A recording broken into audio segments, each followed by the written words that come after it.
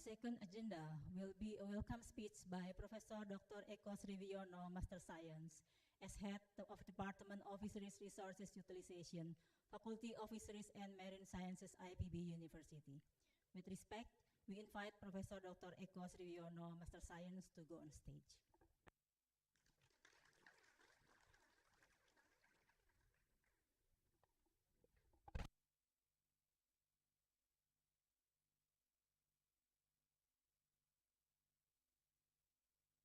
Assalamualaikum warahmatullahi wabarakatuh. First of all, let us be pray to our God, Allah Subhanahu wa Ta'ala, for health and happiness, so we can attend here to conduct a seminar, general lecture by Dr. Lee from this university. On behalf of Department of Fisheries Research and Utilization, Bogor Agricultural University, I would like to say welcome and join to the seminar, international seminar, we will conduct in this year. In order to conduct internationalization program study, the Fisheries Resource Utilization Department will be conduct seminar series in this year. That is about 5-time seminar and lecturer. And today is the first seminar who will sent by the Dr. Lee. In this occasion, I would like to express appreciation to the Dr. Lee and team who agreed attend to our university to give lecture.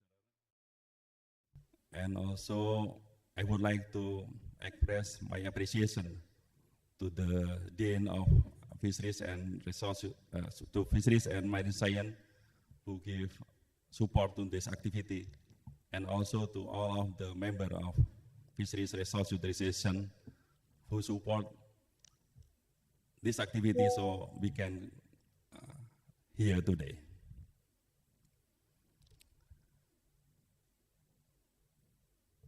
I think enough for me to give greeting for us, and the next I would like to give hand to Dr. Dawawan to lead the discussion until the final of the activity today.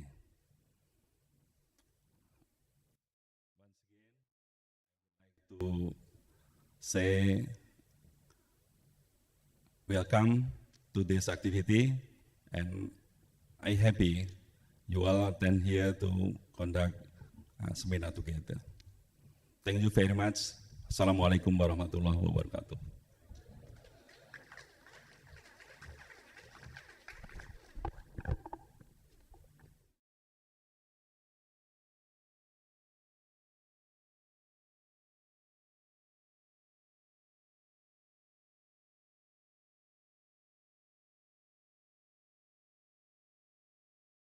This memorable occasion, we invite our esteemed speaker and distinguished guests to gather in front of the stage for this special photograph.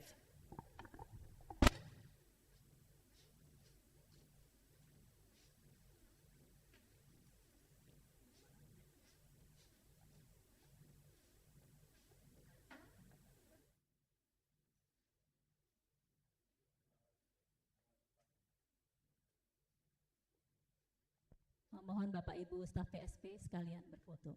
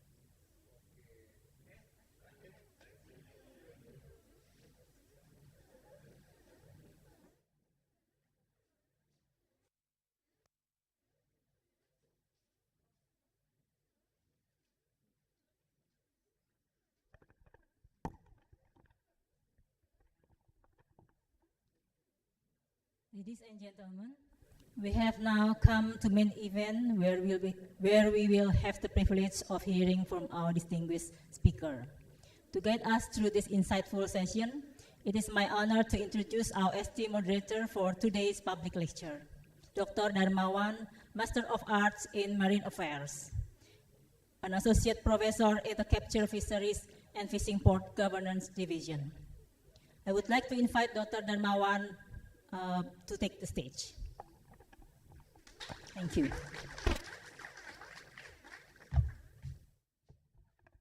Thank you, Yulia. Selamat pagi. Assalamualaikum warahmatullahi wabarakatuh.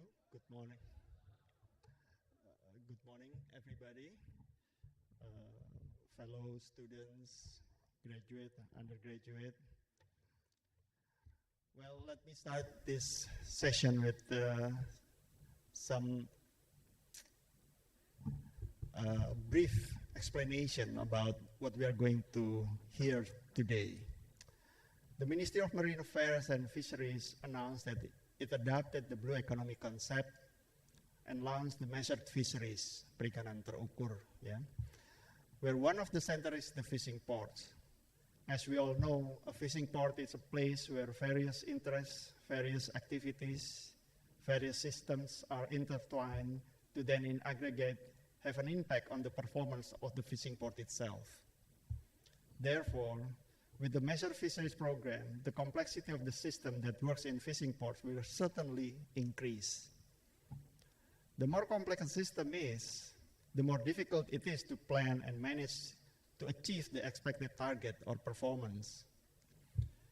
This is where a tool is needed, an approach that considers how components within the larger structure operate and interact over the life cycle of the system and how to optimize the design, implementation, and evaluation of that system. That tool is systems thinking. Speaking of which, today, we are honored to receive the presence of Dr. Lee Hao Bin of the National University of Singapore. He is a senior lecturer, assistant head of the Department of Industrial System Engineering and Management, program director of Master of Science in Maritime Technology and Management, and also co-director for the Center of Excellence in Modeling and Simulation for Next Generation Ports. Dr. Lee will provide his talk on the use of systems thinking and its application to fishing port management. So, ladies and gentlemen, without further ado, with great pleasure, I give you Dr. Lee Hao Bin.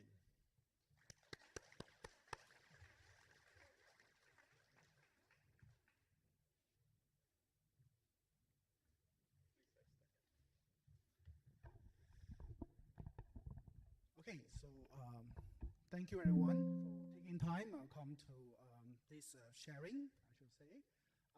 So as introduced, my name is Hao Bin and from National University of Singapore Industrial and System Engineering and Management Department. So today I would like to share a bit on how we apply the system thinking and also industrial engineering's disciplines, right, to solve the maritime related problems in Singapore. Okay, I know that most of the audience here, right, including students, faculty members, right, actually have the focus areas in the fishery, ports, and the fishery industries. So I should say that this might be a little bit different from what we are focusing in Singapore, where the main focus is more like the cargo shipping or container ports, right, or maybe the movement of the logistic and the supply chain. But I should highlight that the background methodologies or maybe the way we think about the problems actually are common.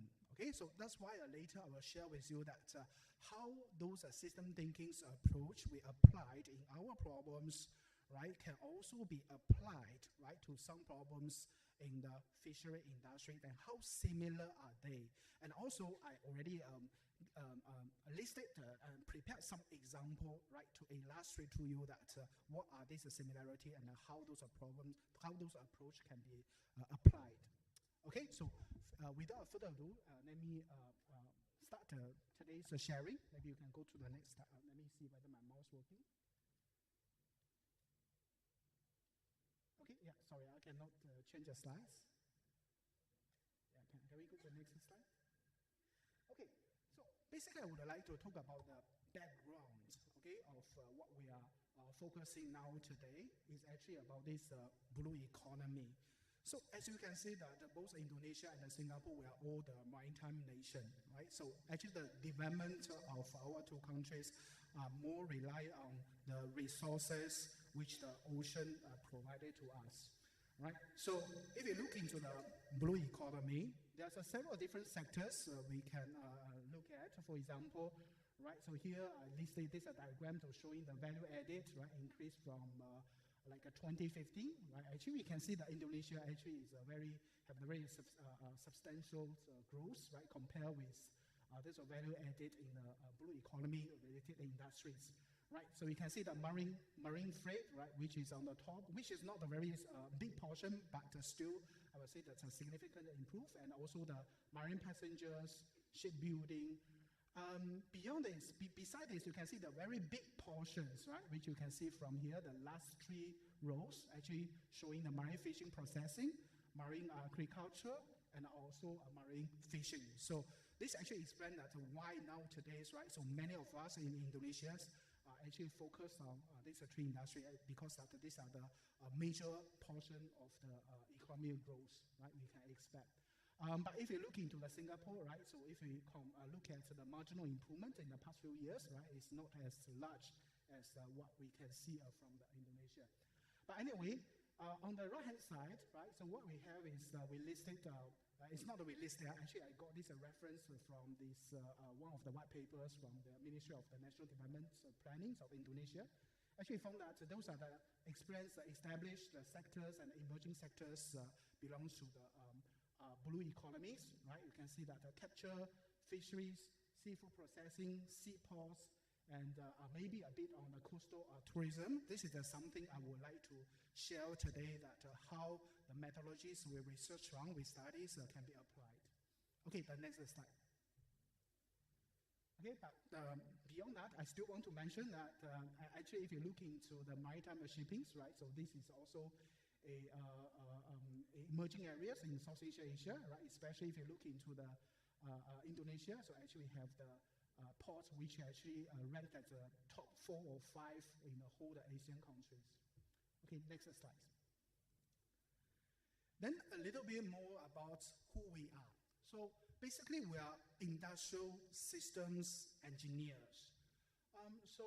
This discipline actually it was developed all the way we can trace back to the Second World War. Okay, where people are facing a lack of the resource, right? So how to get the limited resource to achieve a certain like a military or maybe strategic goals, right? So that's why people started thinking that what should be the methodologies, right? We can plan within a constraint to maximize a certain objective, and what should be the rigorous or scientific way, okay, for us to do so. So later, right, so after the World War II finished, right, then we can see that these methodologies is actually applied in the manufacturing industry. So for example, so what we show on the right top corner, you can see that this automobiles industry is actually one of the first industry apply the industrial engineering disciplines. Right, so nowadays, actually, we have one of the very famous industrial engineers in the world, which are the Tim Cook, right? So which you can see on the left top corner, so who is currently the CEO of Apple, right? You can see that now the industries that can apply is not only the automobile industry, but we can apply in the broad range of the various industries, right? Which including those like big tech companies, right? The supply chain, the general supply chains, And also in Singapore, we are applying shipping and container port operations. And I believe that in the fishery operations, right, this is also another areas we can perhaps apply the similar methodologies. The next slide. Right, so here actually illustrate that in National University of Singapore, so what are the various programs, right, we offer to our undergraduate students, right? You can see that industrial system engineering is one of them. But I should say that in order, right, to develop a more efficient systems, right? So actually the industrial system engineer should work with all the other engineers, right, in order to understand consideration from the different disciplines so that we can design overall the high performance systems to achieve the a high level goal, right? So I think this is a main concern from our perspective. So sometimes we're actually referring to that the engineers, right, working on all the different disciplines, they are developing a product, right? It can be a machine, it can be like a piece of the equipment, right? It can be a product which can be sold to the customer. But however, from our point of view, we're actually designing a system. Okay, so these systems can be an industrial system, later we'll share, right? It can be a warehouse, right? It can be a port, right? It can be a container port, can be a fishery port. But more importantly, it can also be an entire ecosystems, right? So if you want to talk about the blue economy, you want to talk about the fisheries industries, actually I think what is more important is how we can make those systems sustainable, right? That in that case, we're not only consider one stakeholder, one unit of the facilities, but actually the different stakeholders, right, who are connected together, collaborate together to form an entire sustainable ecosystem. I think that this is one of the main focus the industrial system engineers are looking at. Okay, next slide. Okay, so here is an example about the urban traffic. Actually, I use this as an example to illustrate to my students back in AUS, right? But I think this is also one of the problems maybe Indonesian students may be interested to look at, right, in order to see how we can solve those traffic congestions problems in our big cities, right? But today, I think I don't have much time to zoom into this area, so I just use this one as an example, right? So later we can see that the entire fishery industry can also be another very big and promising applications. Okay, next slide. Okay, so I'm also working in this Center for Maritime Studies, right? So this was also a university levels research center in AUS who are actually looking into research and development of those strongly industrial related problems. So we're actually collaborating with port authorities and also the port operators as well as those shipping lines in Singapore, right, to work out on the research and industrial solutions for them. So this center has been set up for the 20 years, so we have accumulated sufficient experience, right, working in the maritime related problems. Okay, next slide. Okay, then, yeah, so in Singapore, so our main role is to as the planner and operators of the Singapore port. But here you need to take note is that when the people are looking at the Singapore, so mainly we may think about the container port. Actually, Singapore have a different kind of the port. A container port is only one of them. Besides the container port, we also have general cargo ports, right? For those importing steel, cement, right, for the domestic consumptions in Singapore. Besides that, we also have ferry terminals, right? So those ferry terminal is mainly for the passengers, right, transportations between Singapore and Indonesia, like the Bintan, Batam Islands, right? Those are Raoul Islands, right? So this ferry terminal is another example. Later I will go through, and also the other ports. We also have a lightweight port for handling those small vessels, right, who actually carry the cargoes, right, to supply to those huge and big container vessels in the anchorage.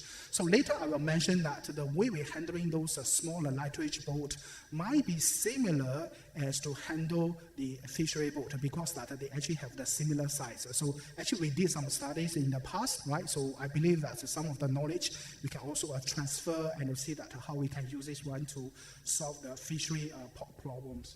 Okay, and beside that one, of course, we also have the fishery port in Singapore, right? But those fishery ports is meaning to serve, I will say, the domestic consumer market in Singapore, because in Singapore is actually a very big seafood consumption market, right? So actually we receive the fishery boat, or those are transporters, right? So they are actually not really the fishery boat, but actually the transporter, right, who actually are transporting those fishery goods, right, to the Singapore. So we have those fishery port together, right, with the fish processing facilities and also the fish market, right? So, how to make sure that these facilities can operate in an efficient way, right, is also one of the main considerations in Singapore. Although fishery industry is not our main focus, but I will see that this seafood market, right, in Singapore is actually quite advanced.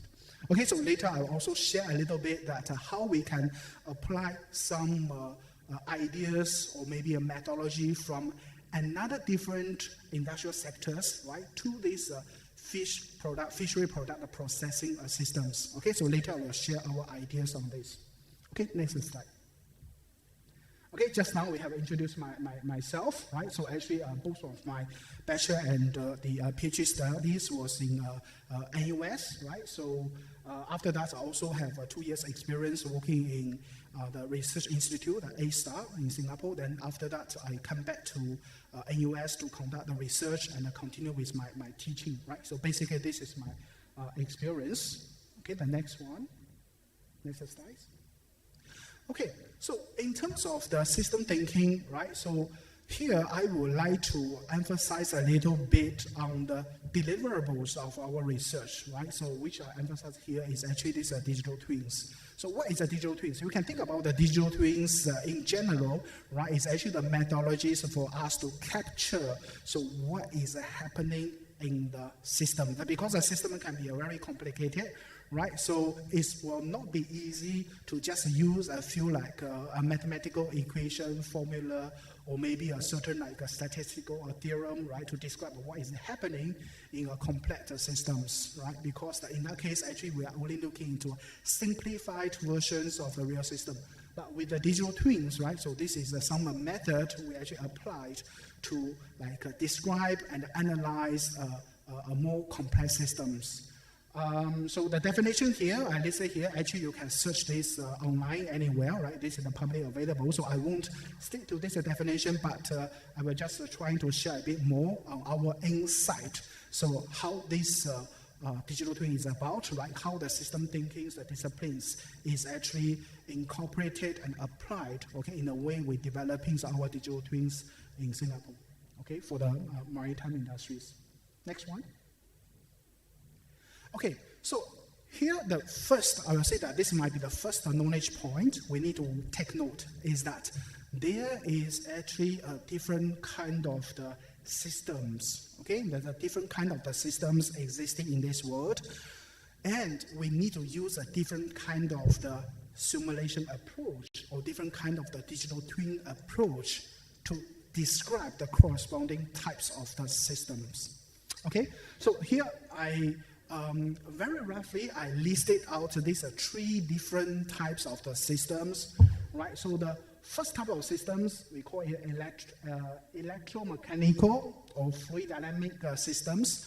So this is a small, I should say that this is a smaller scale of the systems, right? So which is used to describe a certain like natural properties of a material, or maybe a certain like air, certain piece of the air or water, or maybe a piece of the equipment. Okay, for example, today, if we like to look into and analyze a fishery boat, right? We want to analyze how those fishery boat works, or maybe some machinery, okay, we used for the fishing activity, or maybe those machinery we applied, right, in the fishery port, for example, a crane, okay, or maybe a certain part of the processing machine, okay, to process the fishery cargo, fishery goods, right?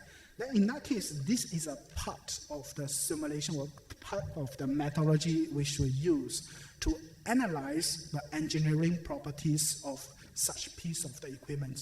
All the other ways, right, if we want to predict the weather, for example, if we would like to predict the sea conditions, right, to check whether it's the right time, right, to do the fishing activities, right, then in that case, this might also be the right way of the modeling approach for us. So basically, the modeling methodologies that we can have in this category might including computational fluid dynamics, like a CFD, or elementary, finite element analysis, FEA, right?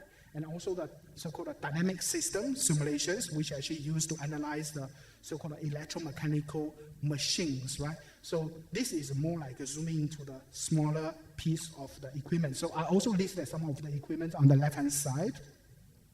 Then in the middle part, okay, so what we're looking at is a middle scale of the systems, which we call it industrial systems. Okay, so if we want to look into a port, like a fishery port, but here I think I put an example of the container port, but actually they are similar. So if a systems actually consist of the multiple different of the equipment and also have the different stakeholders comes in, right? Like you have the fishery boat operator, you have the port operator, right? You also have the cargo owner, for example, right? So if you want to gather these different players into a centralized or management environments, right? Then this one we can call it industrial systems. So several basic ideas of this industrial system. The first is that it might not be so important, right, for us to look into the property of the single piece of the machine. But more importantly is to understand, right, the general behaviors of those machines. For example, right, so how much cargo can be processed per unit of the time, right? And also is that how long, right, the certain cargo will stay, right, in the port, for example, right, and how much time it takes for a fishery boat, right, to travel from one location to another location, and how long it takes for this berthing and unberthing process. Right, so if our focus is on those general information and analyze how those properties, right, actually interact with each other, that eventually will affect the performance of the whole system. Okay, then in that case, this is industrial systems. Okay, and these industrial systems sometimes they also involve the man-designed protocols, right, meaning that we have the central manager for this piece of the facility. For example, a fishery port, we might have the manager, right? We need to have a boss, right? So, however, how the different stakeholders are coming and interact with each other need to follow certain protocols, right? Then in that case, yeah, this is industrial systems, right? So we have a different approach to analyze this kind of systems. We call it the discrete event system. So basically, we're only looking into those like discrete time point where the important things happens, like the change the status of the systems. Okay, on the right-hand side, we call this social, economical, or ecological systems. Okay, so the special features of this system is that it's actually a increased systems where there are many or uncountable a number of the players or stakeholders, right, so coming into these pictures. For example, if we want to consider that like we have the maybe hundreds or maybe thousands of fishery boats there, right? So each of them actually operate by themselves, right? They make the decisions by themselves, but we need to analyze how to make a policy, right? To analyze, right? So how to guide their behaviors, right? In that case, we can consider this as ecosystems. And also it's like how those fishery activities will affect, right, those natural environments, right? Then in that case, this is a social, this is social, economic, and ecological systems we need to look at. Then the right approach we should apply for this one is this so-called system dynamic simulation. So later I'll share with you more. Okay, the next slide. Okay, maybe the first, let me quickly go through the first examples, which is these fishery models, right? So this is using a so-called system dynamics approach, right, to model these fishery industries. Next page. Okay, so there's two main methodologies we need to take note. The first one called a cost flow diagram, right? Basically, is what has been drawn on the right-hand side, right? So if you want to simulate and mimic the behaviors of this single activity, how to fill a glass of water, how to fill an empty glass with water, right? So what we do is we try to identify the important quantities and draw those so-called causal relationships, right, to link this cause and direct it to the effect of the of the certain variables. Then we put this plus and a minus to indicate that whether this impact is a positive or negative. Then in that case, we can come up with some diagram like this. And also, using this diagram, we can analyze that whether they will have the so-called feedback loop or there is like a balancing loop for this causal loop. Okay, the next slide. Okay, so I think basically these are the notations. I won't be able to go into the very details. So next slide. Okay, so another approach, right, we use is so-called this stock and flow diagram, or SFD in short, right? So for this one, basically we are using these notations of the stock, right? Basically like a basin who is able to contain a certain amount of water. Then we are able to observe the level of the water.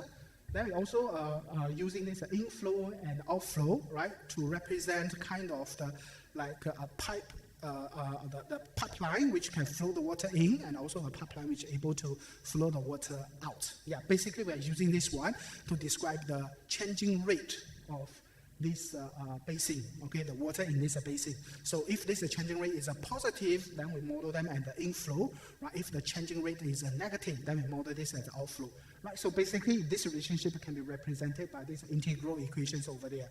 But I think today we don't need to pay much attention to this mathematics, but just try to understand this kind of the representation. So later you can appreciate how we can use this approach to model a fishery industrial problems. Next slide. Okay, so simply, right, so this actually showing that if you want to like look at the fish population in a certain area, right, so basically we can model a populations as the stock, right, we consider the birth as the inflow, we consider the natural death of the fish populations as the outflow, right? Then we can see that dynamically how those populations will change along the time, and we can foresee that without any human activities, right? Then in certain areas of the water, right, we can expect the population to grow, right, in some sense until it reach a certain like carrying, so-called carrying capacity, meaning that when they reach a certain limit, when the natural resource is all occupied, right? Then in that case, it will reach a certain like stationary levels, right? So this is without the fishery activities. We go to the next slide. Okay, yeah. So here we can actually identify that there is actually a CLD, the causal diagram, used to describe this kind of relationships. So we have a reinforcing loop on the left, right, to use to represent the engine, right, for those fish population to growth, right. We also have the balancing loop on the right-hand side to actually saying that this population is actually balanced by two reasons. The first is a natural death process, right. The other one is due to the limitation of the natural resource. So there are the two balancing loop actually controlling the growth of this fish population. The next one. Next slide. Okay. Then similarly, if we build a SFD, right? So this is what the model looks like. We go to the next slide. Okay. Then we can also put in a certain equation, right? This is the good thing about the SFD. It's not only a very like a conceptual or high-level abstractions, but we can really doing some data analytics, right? We collect the data from the realities, right? Then we form out mathematical relationships, right? We're trying to identify this mathematical relationship among the different changing of the variables. Then we put equations, right, into this model, right? And some equations can also be kind of the empirical trend, right? For example, the right-hand side, we can actually put a graphical function, right? We cannot come up with a mathematical equation by just saying that this is x and the y we observed from reality. So we just manually create this curve and put them in. Okay, the next slide. Then we can let this simulation to run and use this model to predict what will happen in future, for example, right? So in this example, actually showing that from the 2022 or 2023, right? So if without any human activities, right, we want to observe how these fish populations will increase, right? You can see that after the 3 years' time, you can see we have the so-called exponential increase in the next 3 years. So this is what the model tells us, okay, with all the equations or data we put in. Okay, next slide. Okay, then we try to put in the fishing activities. Next slide. Okay, so if you look at the bottom side, right, so what we have is that we're trying to create another outflow from this stock, called the fish populations, right? So this outflow will be the total catch rate, right? Actually use this one to simulate that how fast, right, the fish population is catched by the human behavior, by the fishery activities, right? So we have some parameter to control that, right? So we have the catchable area.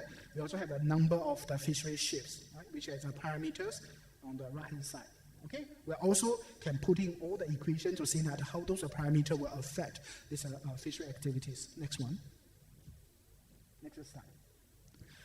Okay, and also similarly, we put certain graphical function. Next slide. Okay, then you can see that previously we observed some things on the left-hand side, right? So this is naturally, right, without the human activities, how the fish population will grow. But when the fishery activities comes in, right, we actually can observe a certain reductions of the fish populations, right? So we can use this model, right, to analyze. Okay, so if we consider that we have a different number of the ships, right, we have a different quota, right, set for those fishery activities. So what can be the impact, right? What can be the impact to the natural environment? What can be impact for the fish population in certain areas? Okay, next slide. Okay, so part 3, we're adding a more feedback, okay, to describe the so-called fishery industry. So here, the basic idea is that no system is isolated, right? So whenever we analyze a system, we actually draw a boundary, but we also pay attention that, right, they also have a certain interactions between the elements inside the boundary and outside the boundary. So when it is necessary, we should always consider to expand our boundary to consider the more parameters, right, more interactions which may affect our system. So next slide. So in this case, you can focus on the right-hand side. I won't expect you to look into the details of this model, but basically what this diagram is showing is to see that, okay, the number of the fishing boat, the number of the fishing ships is not stationary. It's actually keep changing along the time. For example, the old fishing boat, right? After certain times, right, it become spoiled, right? It might be scrapped, right? Then the people may build a new fishing ships, right, to join these fishery activities. And how fast the people can build the new ships actually depend on how much revenues, right, they can gain from the past fishing activities. And also depends on how much investment is put into this industry, and also depends on whether the government impose any policies, right, to set the quota, maybe set a certain policies to encourage, right, the fishing activities. So those are all the different elements that comes in, right? We can see that on the right-hand side, it also form another reinforcing or balancing loop, right? Try to dynamically, right, adjust the number of the fishery boat, okay, in the whole the fishery industries. Okay, so you can see this right bottom side, we have this another stock and a flow diagram. Actually, it's simulating the building of the new fishery fishery ships, right? So you can see that as a stock of the number of the fishery ships, the value is keep increasing, or maybe I should say that it's actually a two-dimensional. It can increase, it can also decrease, okay, when they have the old boat got a scrap. Okay, next slide. Okay, so this is where we're putting all the values into those variables. Next slide. Okay, then you can see that on the left-hand side, this is the kind of the behaviors we observe, right? But now we can see that by considering the new variables, right, we can actually see that the fish populations will tend to have the different kind of the behaviors, right? For example, at the beginning, you still see the fishery population to increase. What is the reason? Because that at the beginning, there's a fewer number of the fishery boats, right? So that the total, the catch rate is smaller, right, than the birth rate of the fishes, right? So that's why the fish population is still increased. But at certain levels, right, we can see that after the fishery activity start to gain the profit, when a new fishery was built, right, then you start to reach a certain balancing between the birth of the fishes and also the catch rate, right? So when this reach a balance, you can see the fish populations will reach a certain maximum and start to be stationary, right? But later we can observe that very easily, right? So when the proper plannings were not there, right? So what we may see is that when there are the over number of the fishery boats, right, existing there to catching the fishes, then the populations will drop, and will also drop. I should say that exponentially, right? Because especially right when there is a lack of the informations, right, for the policymaker or maybe a fishery practitioners, right, to understand those situations, right, then those overfishing problem can occur, then the fish population will drop to a very small number, right? So definitely this is something we don't want to happen in the future.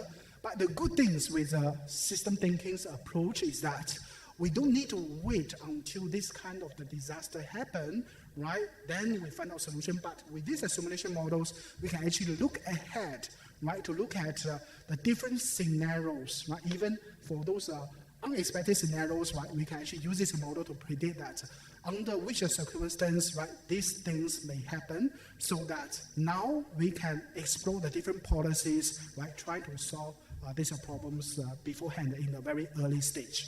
So actually with our model, we can see that if we simply change a certain parameter, we can actually prolong this stationary behavior, meaning those stationary behaviors in the middle and make it much longer, right? By simply changing certain variables like a taxing, like a quota for fishery ships, or maybe we set the maximum time span, right, for the fishery boat to operate, right? Then we can probably change the behaviors of these whole systems. So this is actually the power of the system thinking methodologies, and especially with the applications in the fishery industry, I believe.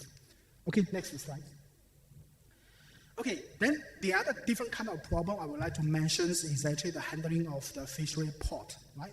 But as I mentioned, that in Singapore, fishery port is not really a major industrial sector. So what I'm going to give an example here is a lighterage terminal, right? Which is actually a terminal to handle the similar size of the vessels, right? So here we are using a so-called event-based modeling.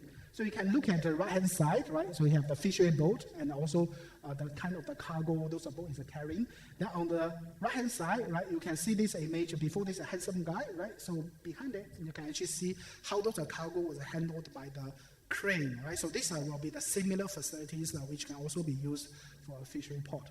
Then at the bottom side, you can see that how those vessels are moving, actually showing the historical trajectory of those electric terminal. So basically, as I mentioned, they are used to transport provide the supply to those big container vessels in the anchorage areas in Singapore water.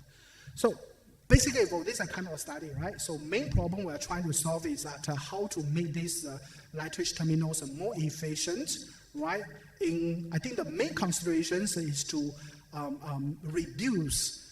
is to have the better coordination between the sea traffic and the land traffic or land side operations, right? So provide a service in time and also let the vessel to arrive in time, so as to avoid the circumstance, right, when the vessel need to wait for the landside operation, or maybe the other way, right? The landside operations, especially those trucks, those transporters, need to wait for the seaside traffic, wait for the vessel to berth, right? So by reducing their waiting time from the both side, then we're able to make the port more efficient and increase the throughput that the port is able to handle. So for this kind of study, the first thing we're doing is actually collect the data. Okay, so those are data including for all the operations in the port, right? How much time it will take, and the arrival patterns of the vessel, and also arrival patterns of the landside transporters, like those trucks. Right? After collecting this data, we go to the next slide. Okay, yeah, next slide. This is showing how we did the survey. Okay, so after we collect the data, right, so another thing we are doing here is we are applying a so-called discrete event approach, okay, discrete event simulation approach, by identifying what are the critical events right, in these operations. So, for example, in this case, we actually identify 1, 2, 3, 4, 5, 6, 7, 8, 9, 10, 13. We actually identify the 13 critical events happening in this terminal. Then we conclude that half of them, actually circled by this blue line, right, is actually all the events related to the lighterage boat. Okay, it's referred to the lighter or the lighterage boat. Okay, next slide. Okay, so another, right, half of the events, right, is actually used to describe the critical events which are related to the landside operations. So here I put as a processing flow of the suppliers, which is basically the landside operations. Okay, next slide. Then you actually see an overlap, right? You actually see the overlap between these two processes. We have the three events which are overlapping on the right-hand side. Basically, these are three events. If you take a close look, it's actually talking about how to handle the cargo from the landside operators, right, to the sea. Basically, it's loading the cargo, right? And I believe in the fishery industries, maybe what we need to consider is how to unload those fishery cargoes. Then it will be an unloading process, which can be similar. Okay, the next page. Okay, then we also have another overlapping events, which is on the left, is where the instructions was sent out, meaning where the job is created. Okay, so creating a job meaning that some information is sent out, right, to both the seaside and the land side, right, to call the seaside to prepare to come in, to sail in to the terminal, and we also call the land side to start to prepare for the operation. So this is some events, right, overlappings on the left-hand side. Okay, so the basic ideas of this problem is that the only coordination now in the lighterage terminal is those events on the left-hand side. Okay, so when the information is sent out, right, then totally they lost the control of both sides, right? It just let the both side, the driver or maybe the operator to operate on its own, right? They also rely on the vessel, the pilot, right, to pilot the vessels on its own. There's no information, right, a communication in between of this process until both sides reach the last stage on the right-hand side. Then you can see that because of the different factors, right, because of the maybe a different randomness considered, right, it can have the very easily we can encounter the situation that one side need to spend a long time waiting for the others. Okay, so this is actually the main problems we identify using this kind of modeling. Okay, next slide. Okay, then the basic idea is that how can we analyze, right, so those data and also propose a way trying to coordinate, right, between these two parties so that we can reduce the waiting time. Next slide. Next. Okay, next, right. So basically here highlight several the different data, right, which is able to be collected from the different means, right, in these terminals. Okay, next slide. Okay, so the basic ideas we have with illustrate using this diagram is that we're trying to propose certain devices, right, on the left-hand side, right? So one device is used from the lighter, right? They can actually track the positions of the vessels. Not only that, it's not only to track the real-time position, but we collect those data, and through those data, we're trying to analyze the behaviors of those pilots, of those ship owner, okay, of those a fishery practitioner, for example, right? In our cases here. Right, we also have another app, right, which is tracking and collecting information from the truck driver or from those operator, right, and also we use this one to analyze their behaviors, right. Okay, then we put everything into these simulators, okay, in the middle. So this simulator is able to help us to understand that, okay, by having these behaviors of the vessel and another behaviors of the operator, right, so what will be the final performance resulted, right? Maybe it will result in the lighter, the boat will have the high chance to wait for the truck, for example, or the other way, right? So actually simulation is able to help to tell us some things which will happen in future, okay? Then what we can do is we try to putting a certain parameters inside, right, to coordinate these two parties. For example, by default, I should tell both of the vessel and the truck to say that please come at 9 a.m. right in the morning, right? So that these are two, supposedly, right, both parties will come in time. But now, if through the data analysis we found that if a certain truck is always late, right? So what we can do, we can simply tell the truck to say that, can you start to come at 8:50 or 8:30 or 8 o'clock, right? So we try to put a certain tune this information a little bit so that we can better coordinate these two parties together. But it's not nice, right? We inform the time which is much earlier than expected, because in that case, right, the truck will arrive earlier, then it becomes the truck will wait for the vessel, right? You'll have the creating of waiting in another way. So how to optimize these parameters will become the problem, and we call this a simulation-based optimization, okay, or simulation-based analytics. So this is kind of the research we are doing. Okay, so next stage, next page, sorry. Okay, so yeah, basically it's showing that how the data was collected and analyzed. The next slide. Okay, so this animation is actually showing that the blue bar, right, is actually the previous or existing waiting time, right? Then we can say that through our optimizations, right, we can actually reduce this waiting time to this orange bar, right? You can see the waiting time can be much less, right, compared with the previous case. This is actually through this so-called overscheduling kind of approach, meaning that we actually tune this like a time based on the dynamically adjust based on the behaviors we understood from the different players. Okay, next slide. Okay, yeah, basically I think this is a summarize of what we have done for that work.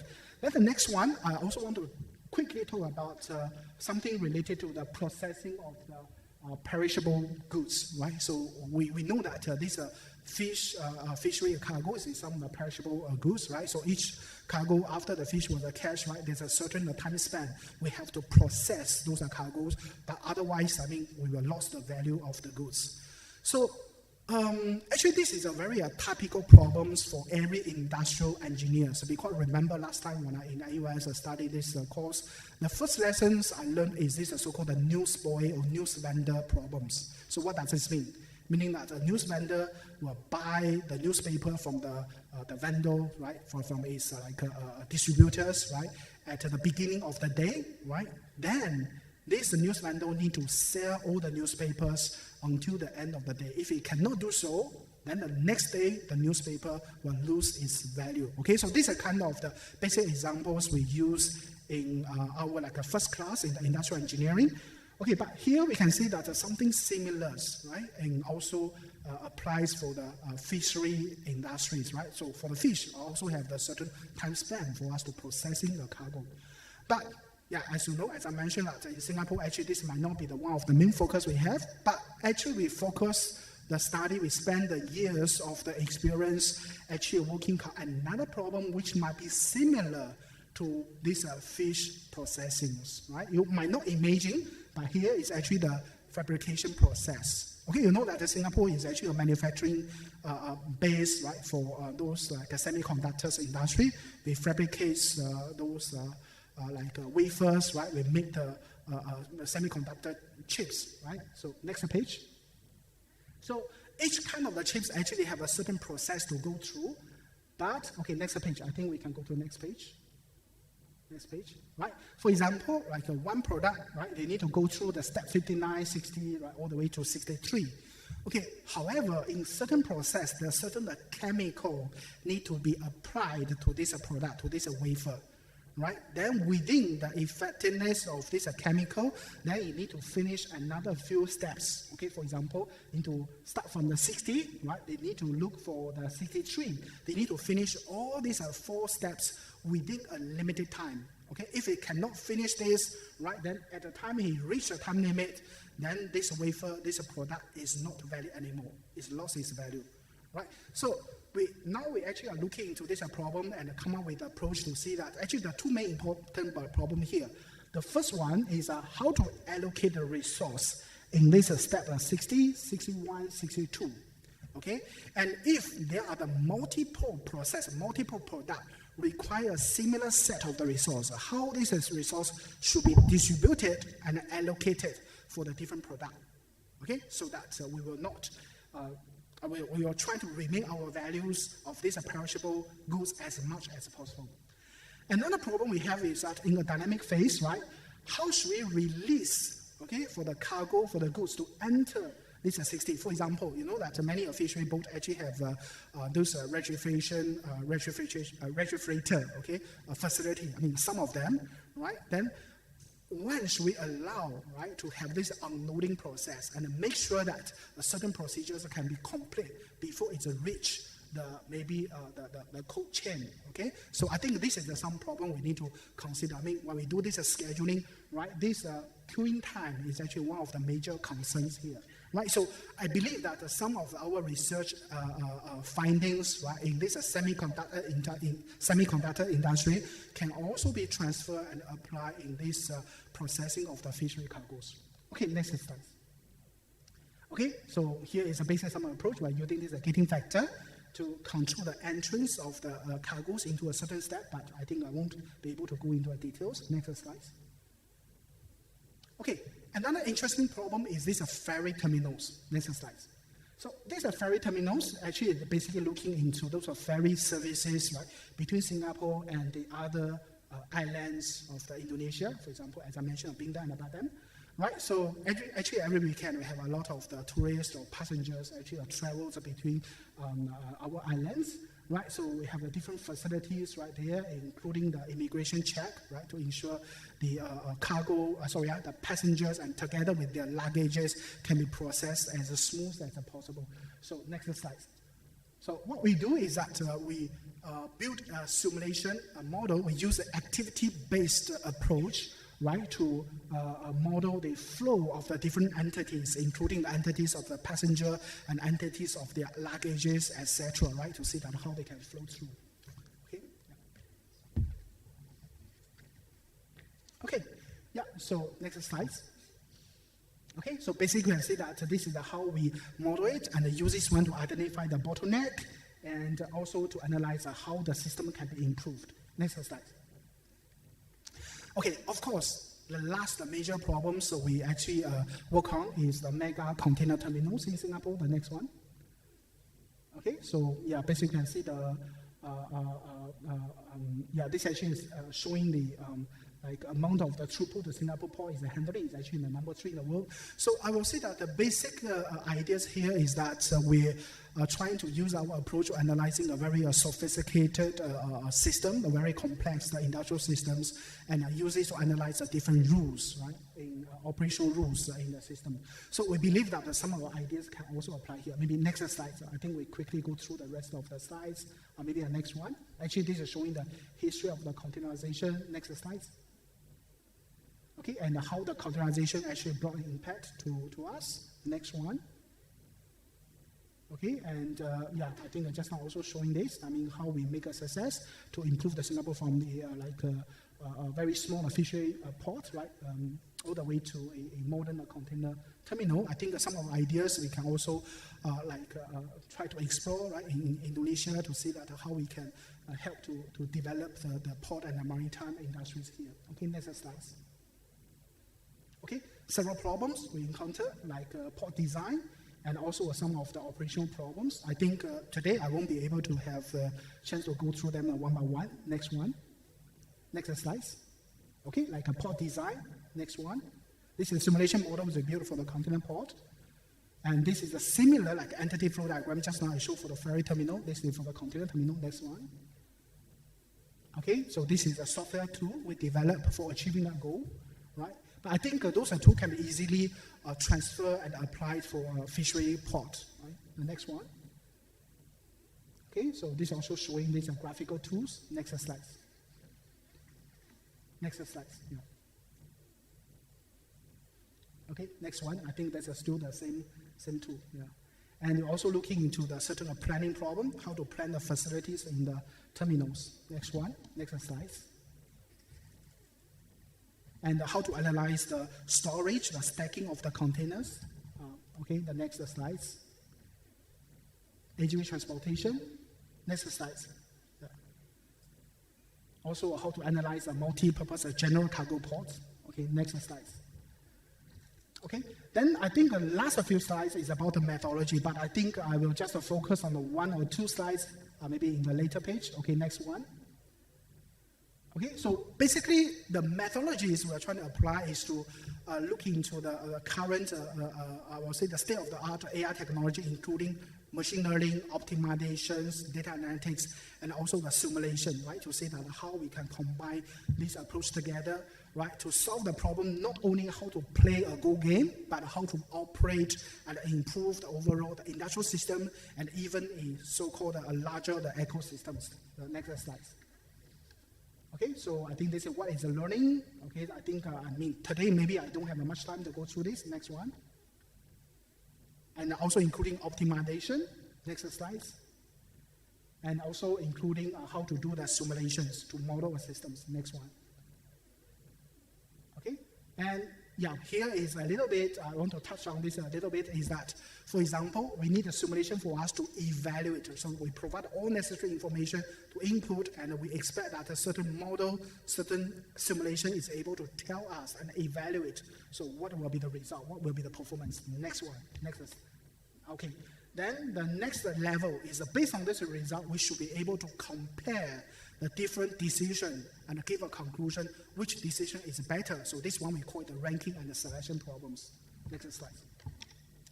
And based on the ranking and selection result, we should also to gain certain insight and for us to generate idea how to have the better solution. So if we do this iteratively for many times, right, then ideally we can get the optimal solutions for a certain design of the systems. Next one. And if we look at these optimal solutions under the different scenarios, we can find a rule, right, under which scenarios I should do what, right? So we come up with the rules for that. So this is called a simulation-based learning. So basically, this is the full level of analysis is what we are focusing on. Okay, the next slide. Yeah. Okay, I think because of the time constraint, right, I think maybe this is the last slide I would like to share with you, right? So basically, this concludes what we have done in Singapore, how these are relevant for the fishery industry or maybe a broader the maritime industries, and what are the key methodologies that we are actually teaching our students, what are key methodologies that our team are researching on, right? So here I would also like to share that today, because of the time limit, I'm not able to share a deeper into these methodologies, right? So I hope that we can have the long-term collaborations with RPP and also with the student here, and hope that if there is an opportunity, I'm also wishing all the students here and those students online to come to Singapore, right? So that we can learn together, then we can also share the more insight, and also we can explore into those interesting problems, which is a benefit for both of us. Okay, so I think with this, I will end my presentation here. Yeah, thank you very much.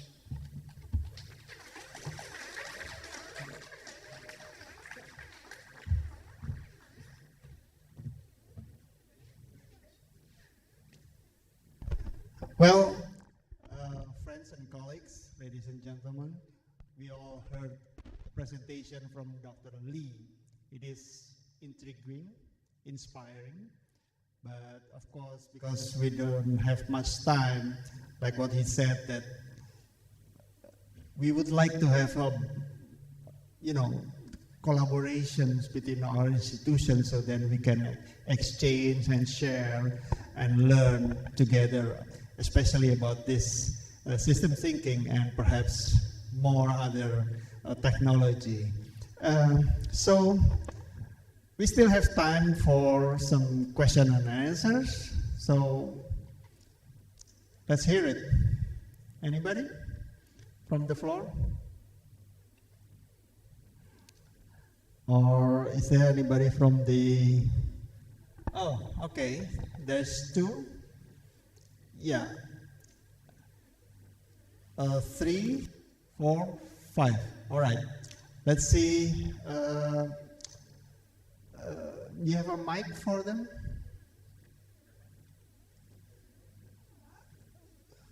Or we should use this?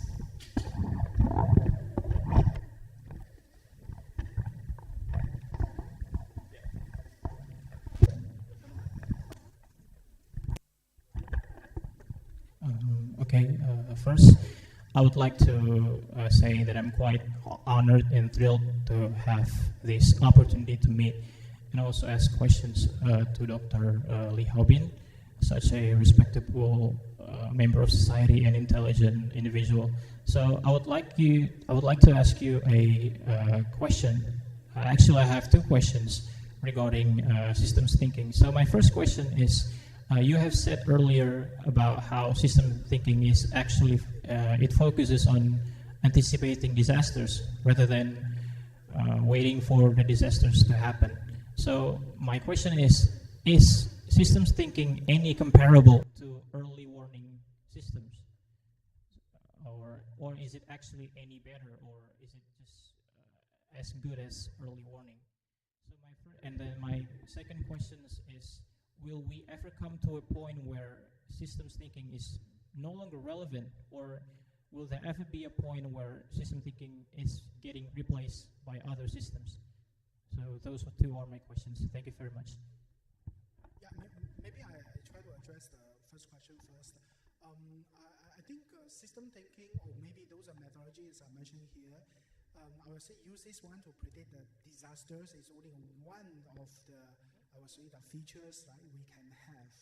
But which is more important is that how to mitigate this risk, how to avoid this disaster, and even, even when there's no disaster, how to improve the performance of the systems. I think these are some things we really require, I should say, the system thinking, or to require the digital twins technology, simulation, and all those learning optimizations. We need to incorporate those methodologies to achieve. So itself is not only how to predict the disaster. It's not only a warning. It's not only a warning system, but this is only one feature of it. Yeah, and also I should say the focus a bit the difference. When we talk about the system thinking, I compare with the other the normal way of doing the optimization learning, is to see that in the system thinking we need to consider a larger aspect, right? Yeah, holistically.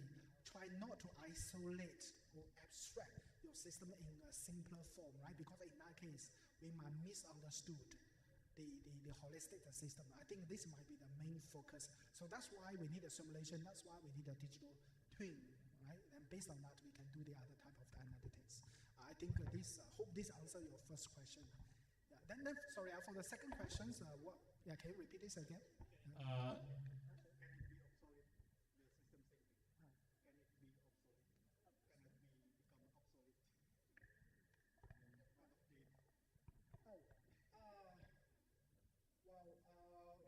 Okay, at least from my point of view, I don't think so, right? Especially, for system thinking. Okay, if I think it's become outdated sometimes, meaning that you might not capture a large enough systems, right? So you can see that actually there's one topic I did not really put it here is in system thinking we have another approach, right? Rather than I will see the CLD and SMD I just introduced, another one we call the behavior over time graph. Okay, so meaning we actually draw the behaviors of the systems along a very long time period. Okay, at least to cover the periods of the interest we have. For example, in a pod, right, in a container pod, we actually draw a behavior over time graph for maybe 100 years, or at least 50 years. Maybe we do not need to consider longer because this is already out of consideration. At least we can confirm that within these 50 years, right, what we are thinking is valid, right? It's actually bringing value to us. Thank you very much for your answers. Thank you. Thank you. Second question.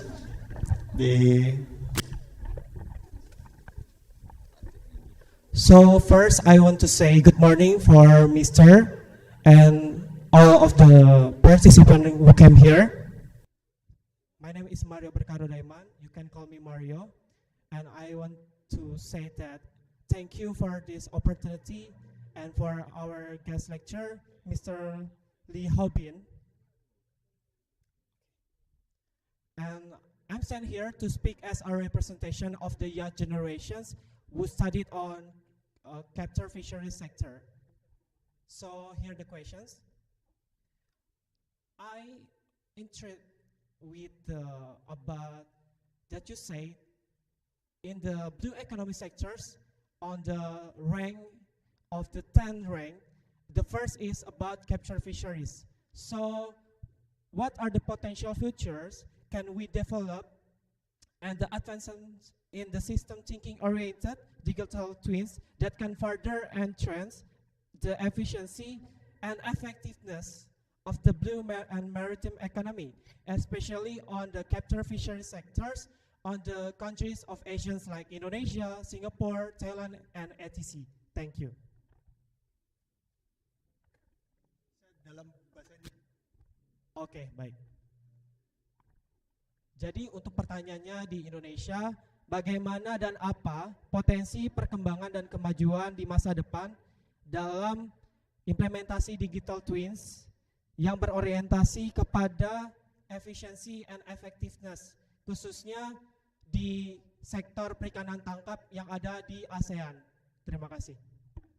Basically, the question is that what's the implication of these systems in perhaps managing or evaluating or perhaps forecasting the efficiency or effectiveness of capture fisheries in the ASEAN countries? Yeah, well, maybe I try to answer this question. As I mentioned, that the main focus was not really the domains of this area.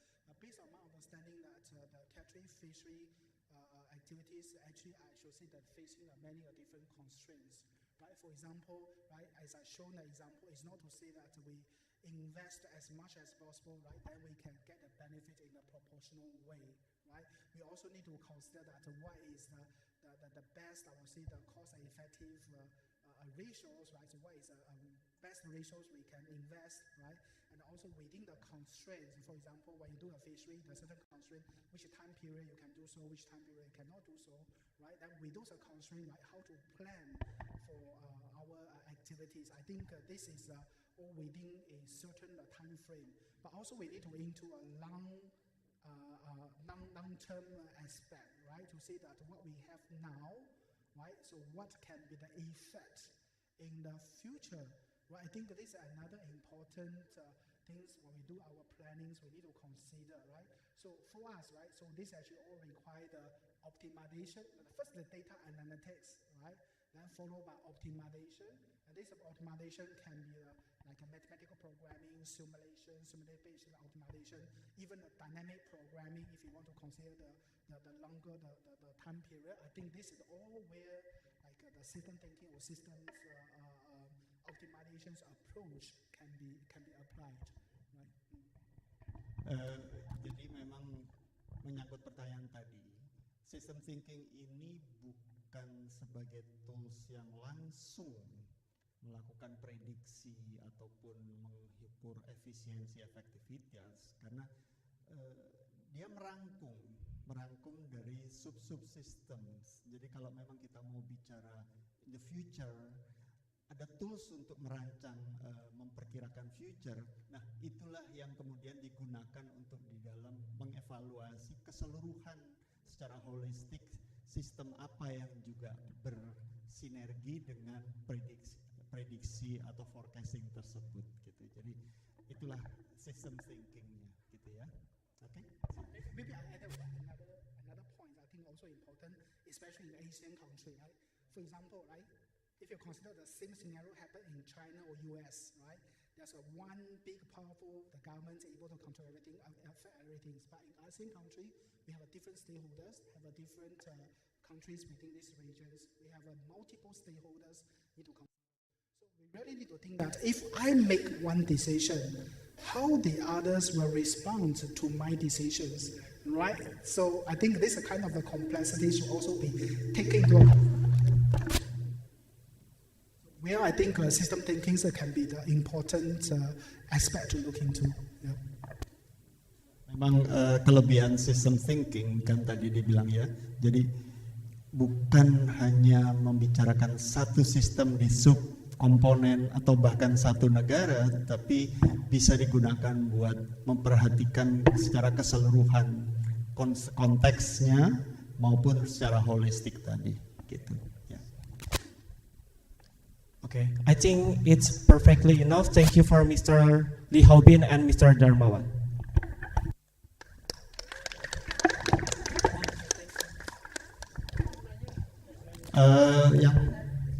Yang putih tadi belakang ada, tadi di sini ada 3 kan? Ya. Atau ya. Habis ini yang di belakang ya. Terima kasih. Ya, Assalamualaikum warahmatullahi wabarakatuh. Good morning, sir, and all my friends in here. Thank you for the opportunity. I would like to introduce myself. My name is Muhammad Fajri Fadila from Marine Fisheries Technology Study. Before I raise my question, I'm from Batam especially. I think Dr. Lee is familiar with this city because it's nearly in Singapore. Sometimes I come to the Singapore in the morning and come back to the Indonesia in the afternoon just for the holiday. So, but I never come to NUS before. Maybe one day I will come to the NUS for the study. Just as a story for the breaking. So back to my question, there are still a lot of private fishing port in Indonesia, especially in Bintan Island, maybe Mister.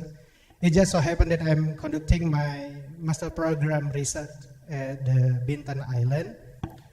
From my experience, it was difficult to obtain information from the private fishing port and trust from the owner for the fishing port. And I don't know if Singapore has a major harbor for the system, and the system is enforced only at the major harbor or the small fishing port at Singapore. Actually, I have a simple question. What a good strategy or approach is going to get the trust from the harbor owner at the fishing port, private fishing port? Because certainly before this system is used, you must be approached to get the trust from the private fishing port or maybe the government. So indirect information from the private harbor can be retrieved very nicely. Thanks.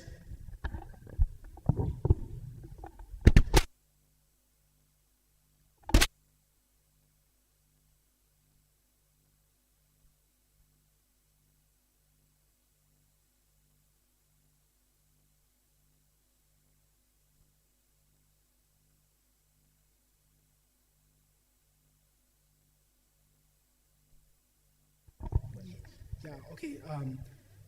I will say that when we are dealing with private sectors especially, right, so this is where I believe the system thinking will play an even more important role, as I mentioned.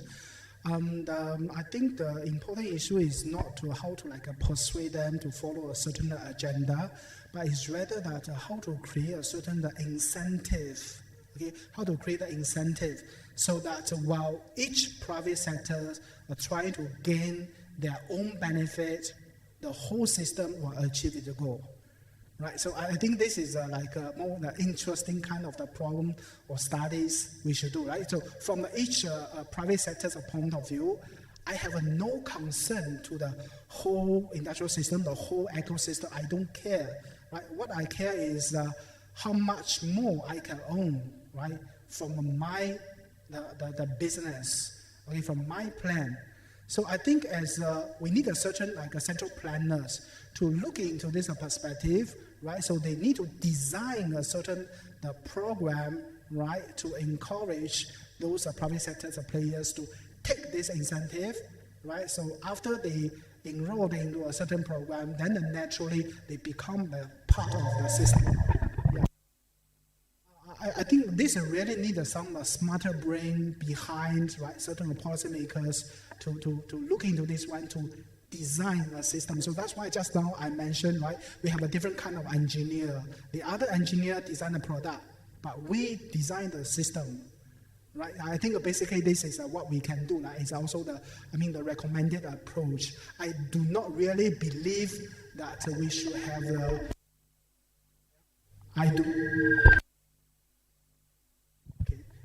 I do not really believe that we need to have the very strong regulator, right, to force the private sectors to act in a certain way.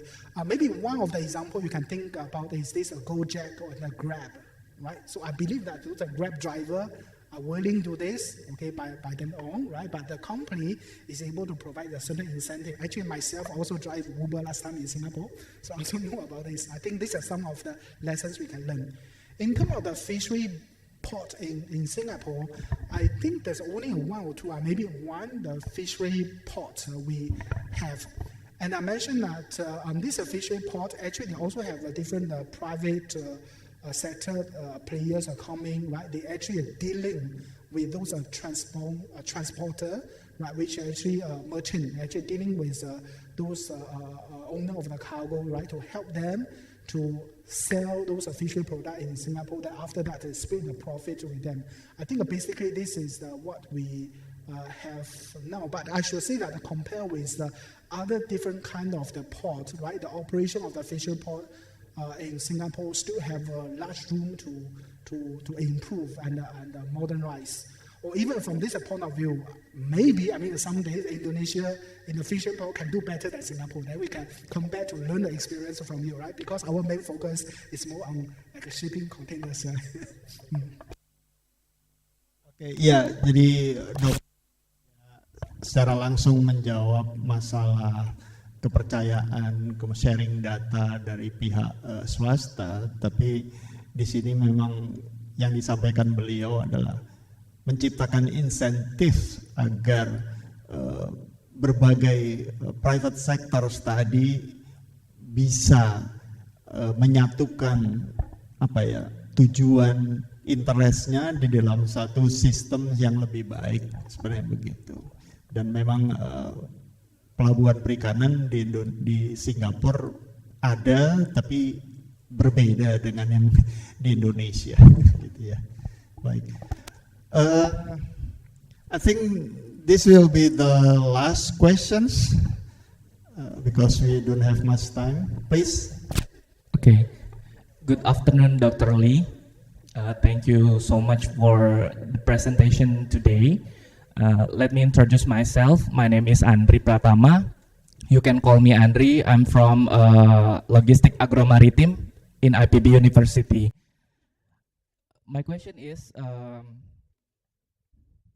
how can we ensure that every logistic activity is carefully considered for effectiveness and efficiency? Furthermore, how can this system assist port management to become more efficient and effective? And the second question is, can we call this system like traceability system? Thank you so much.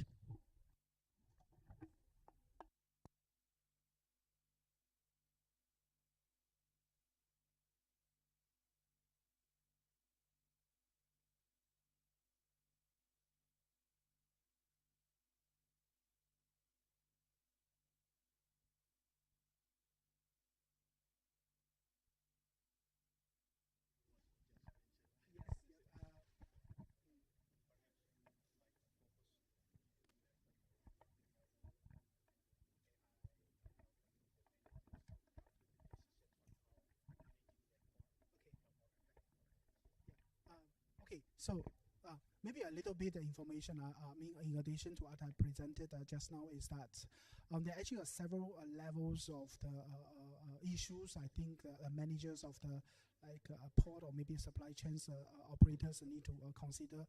The first one is that you need to ask the questions, do they really understand what is happening now? So whether we have the model is able to describe so what is happening in systems. I think sometimes, I mean, the main issues are happening is that they do not have this like a full picture, right, or in-time understanding of the systems, right? Then they cannot respond to it, right? So I think this is number one. And number two is that whether there are whether there's any alternative plans we have.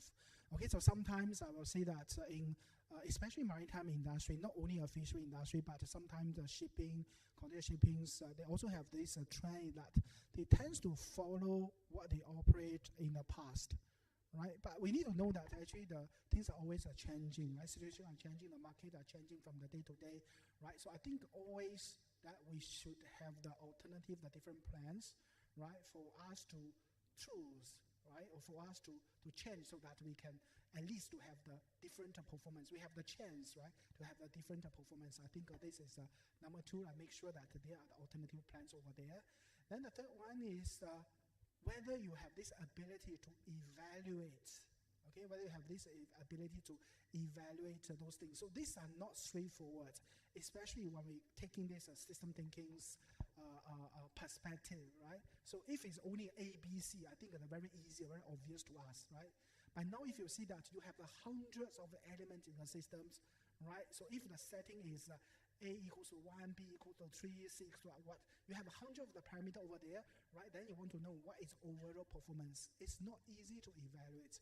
So that's why this is a model for you to for those operators to evaluate the performance, right? I think this is another the main issues to look into. And also the last stage, I should say that whether you can do all of this in time. Okay, so if you have this ability, right, but takes you the 1 year to make a decision for tomorrow, right, you can see that, yeah, although we can do so, but the result is not useful, right? So that's why it's actually require us to look into the most advanced technology, computational technology, digital technology, to make sure that we're able to do so and we're able to do this in a short time. Yeah, hope this answers your question. Yeah, Yeah, thank you. For the second question, yes. Sorry. Yes, for the first question, I'm understand right now. And the second question is, can we call this system like traceability system? Sorry, what is that?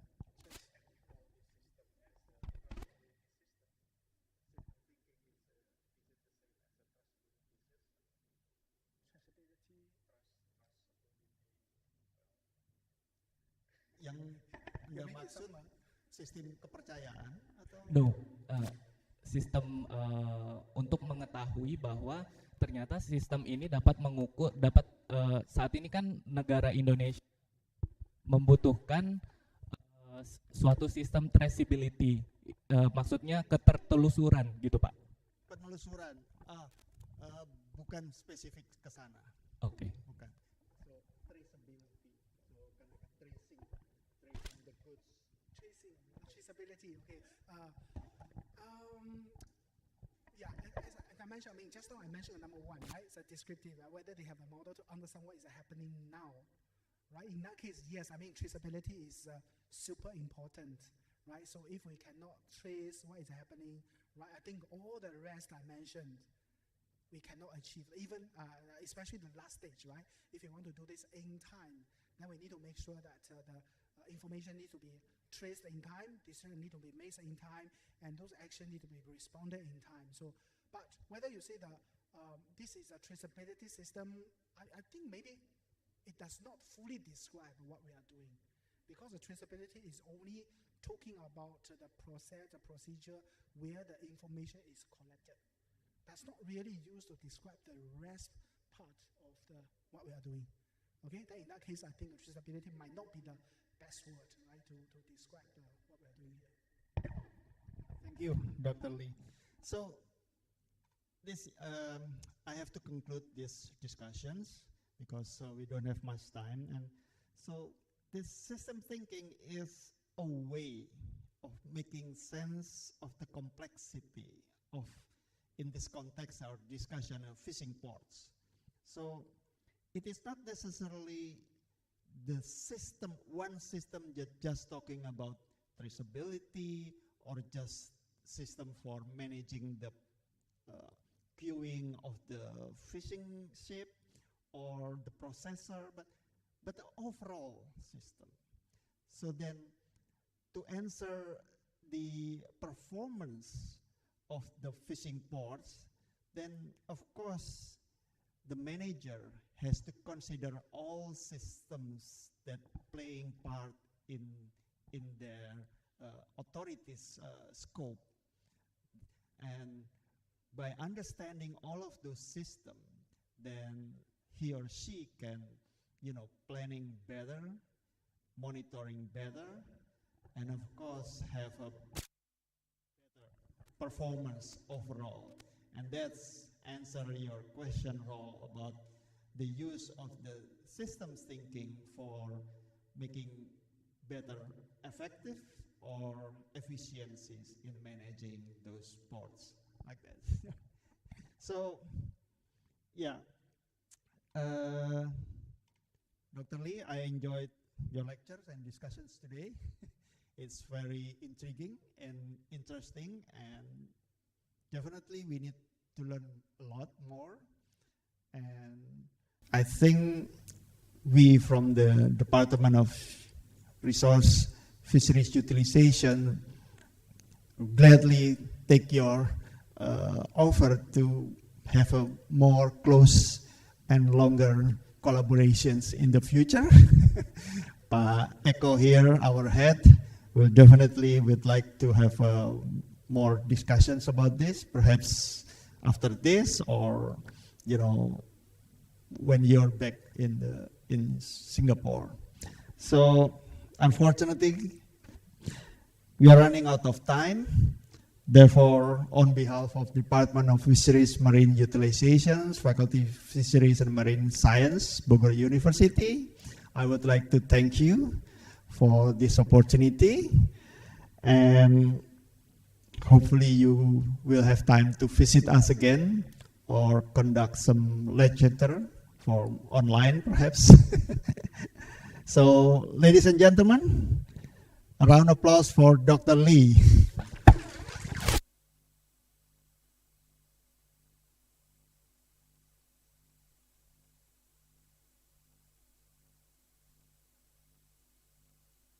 Give time to MC.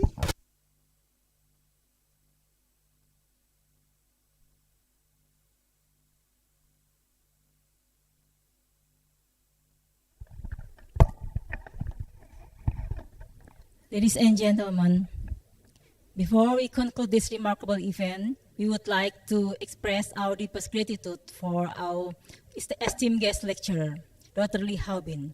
Your presence and insightful presentation have truly enriched our understanding and inspired us all. To commemorate this special occasion, we have prepared a token of appreciation as a symbol of our heartfelt gratitude. This small gesture represents our sincere admiration for Dr. Lee Hao-bin's exceptional contribution and his invaluable presence here today.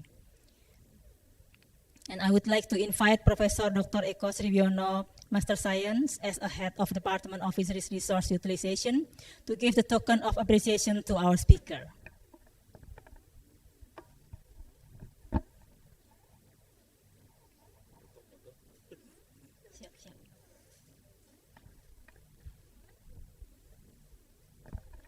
On behalf of Department of Fisheries Resources Utilization, Faculty of Fisheries and Marine Science, IPB University, it's an honor to present to you this plaque and certificate.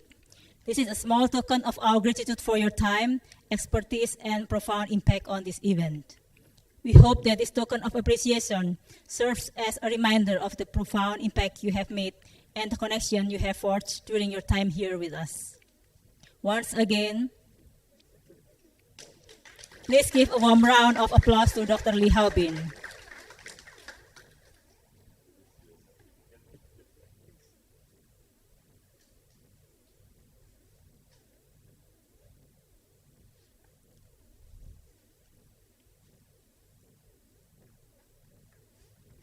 Once again, please give a warm round of applause to Dr. Lee Hao-bin. Thank you. We would like to take a moment to express our sincere appreciation to our esteemed moderator, Dr. Darmawan, Master of Arts in Marine Affairs.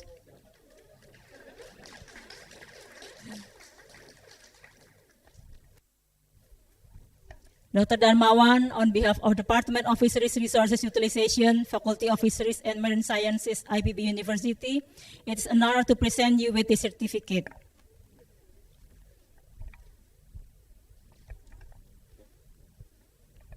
Once again, please give a warm round of applause to Dr. Darmawan. Thank you. May I have a seat? Yes.